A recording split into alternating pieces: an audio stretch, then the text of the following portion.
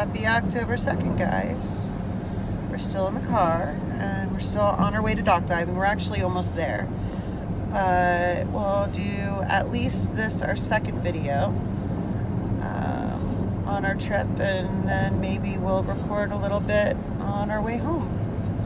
So, for those who haven't seen the first video, go back and watch it. But if you don't have time or don't have the desire, what we were talking about is Lisa's thoughts on the difference between hauntings, ghost spirits and hauntings, which is what most people think of, and the ghost spirit apparitions that more people are actually seeing. This wispy, misty looking humanoid thing walking across a field, or the sound of creaking across floorboards at night over and over and over again. And she explained to me, who's curious about her thoughts, that the majority of people seeing those misty outlines across the field, or something in their house opening a door at 2 a.m., but no interaction, nothing helpful or harmful, just movement, something. You see something all the time, a light turns on or turns off. That's actually the energy imprint of a person or creature that left its energy in a certain spot at a certain time after it passed away. So that actually got me thinking, and I would like to know what her thoughts are on that, because there's certain things that I'm unclear of.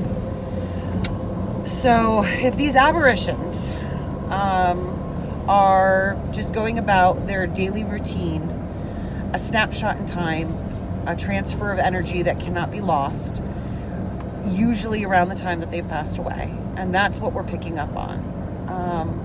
Why is it that we don't see more of them? I understand the farmer in the field theory, that for 50 some odd years, he got up at the crack of dawn, he plowed his field, he came home, he went to bed. So that energy is stamped into that field, per your theory.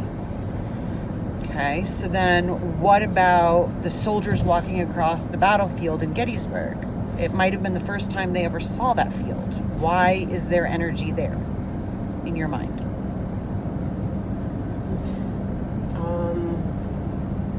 Because it was such a significant part,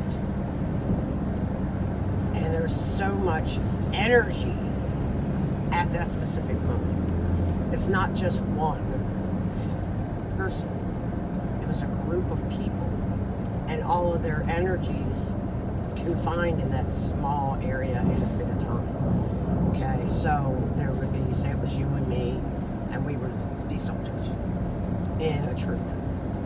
I may be thinking about how scared I am coming out of these woods, not knowing what we're going to interact with once we get into a clearing. There's no more places to hide. My adrenaline's high. My fear is high. My anxiety's through the roof. You may be thinking, oh, this is cool. We'll kill some people. This is cool. Look at this. Oh my God. You may be that guy that's like, haha, we get to kill people. I get to shoot things. I don't care if I'm going to die. I'm doing this for my country. This is the best day of my life. All of that energy throughout that troop. And not just the humans, the animals, the horses that were a part of this, the dogs, all of those lives were intertwined in these emotions and feelings at that specific point in time. So that's why it is so deeply imprinted. It's not necessarily the moment upon impact of death that is documented in the Energy. Imprint. Yeah. Right. Okay. It's such, in my opinion, such a amplification of emotion at that specific time that produces that abnormal amount of energy in a person or being's daily life that it produces so much energy that the universe has no idea what to do with it other than save it and create it over and over and over and over again, because it like short circuits. So it's almost like a ripple, a tear. It's like a ripple or time effect. I believe personally, I'm going to bring this more relevant, more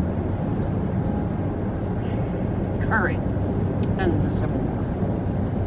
I personally believe that if you and I took the time, and this would be a hard thing to do because of where it is, or took the time, and those watching comment, give me your ideas. What do you think about this? If we were to say go to New York, and we go to the site of the Twin Towers from 9/11, and you are able, or I am able, to slow myself down into a meditative almost state, to where we can shut out the traffic, the people, the noise, the sounds, the smells, everything, and just focus on the area that was the Twin Towers, and try to connect with that day, 9/11/2000. We would be able to see energy of those people jumping out of those buildings, the energy of those people who were dying on the ground. They're there every day. It's just that our normal mind can't accept that reality. And people who were there that day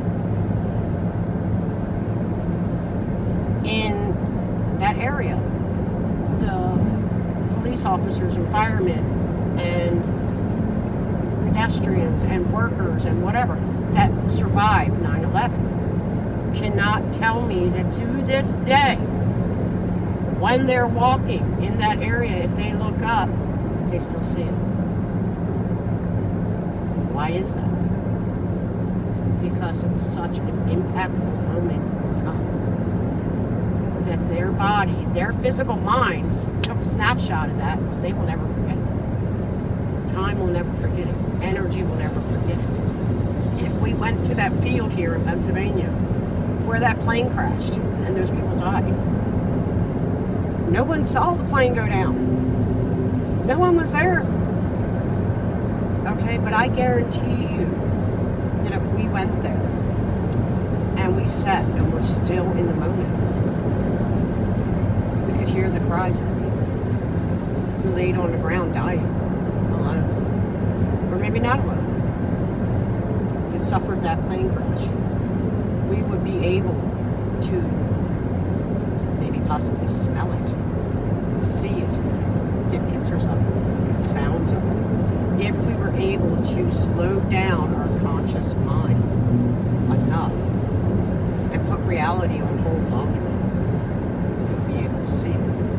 If we went to the Pentagon, again, slow down DC in our mind's eye enough to just be still and accepting and open,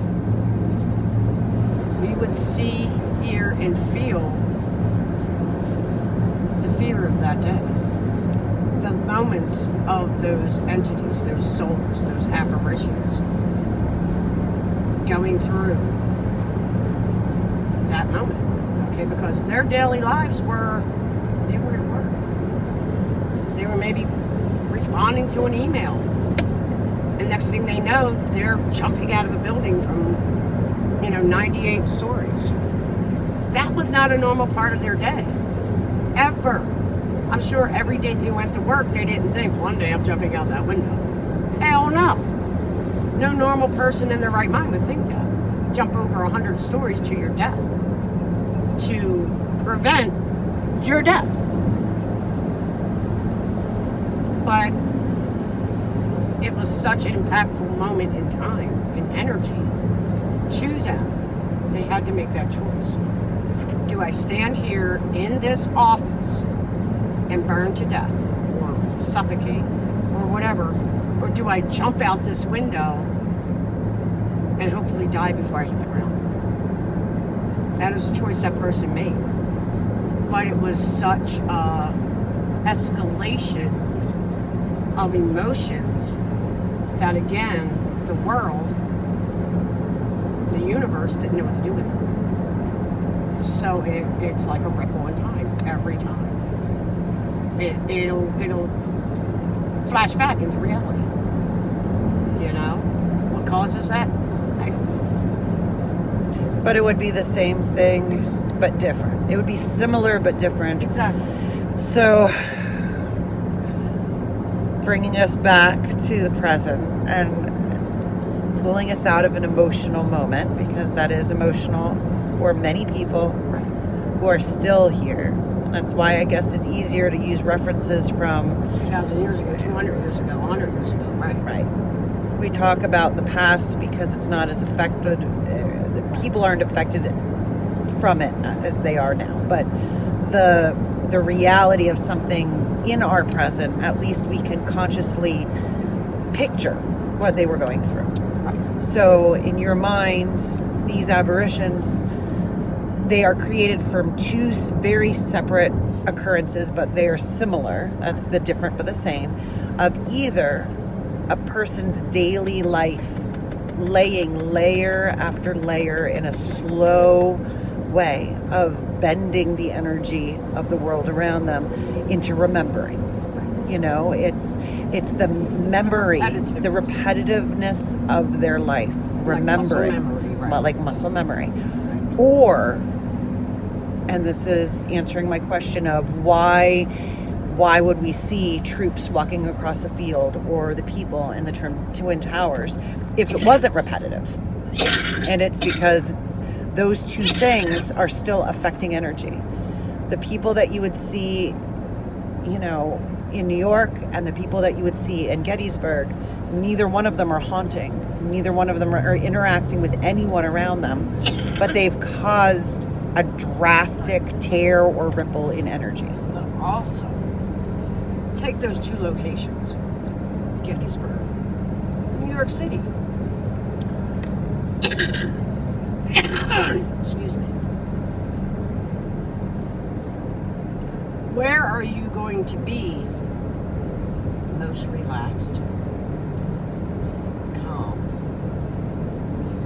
not thinking about stress or stuff like that, in a beautiful field or in a busy city?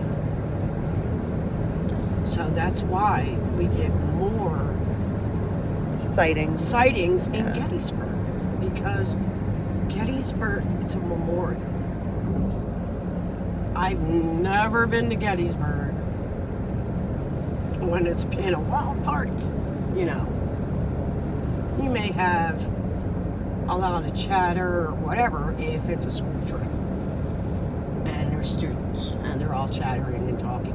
But once you get to certain locations on the battlefields and stuff, you can hear a pin drop. Yeah, so even there's if more people sightings. around. So there's more sightings because people are being still.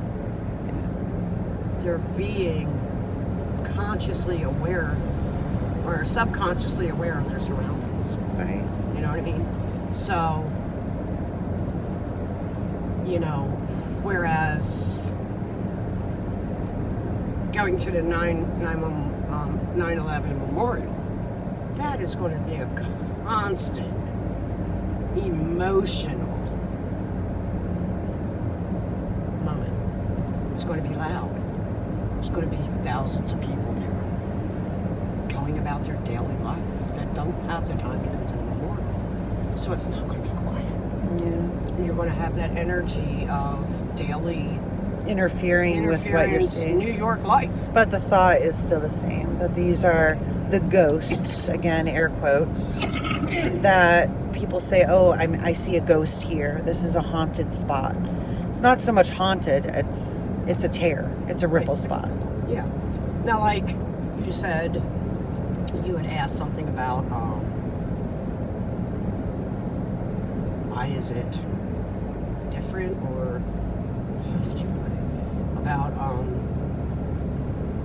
like imprinting energy daily in a Right. house. Why would they choose to do that? What makes it significant? Okay, maybe this person, this energy or whatever, built that house from the ground up.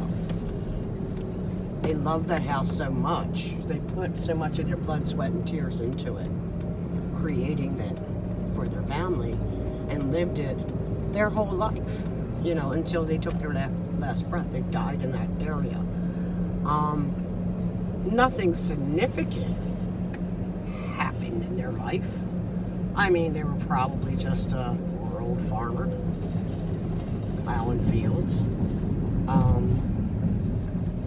tending to their cattle, their fields, their crops, their children. But they did it so often on a daily schedule, routine. With so much emotion. With so much emotion put into it throughout the years that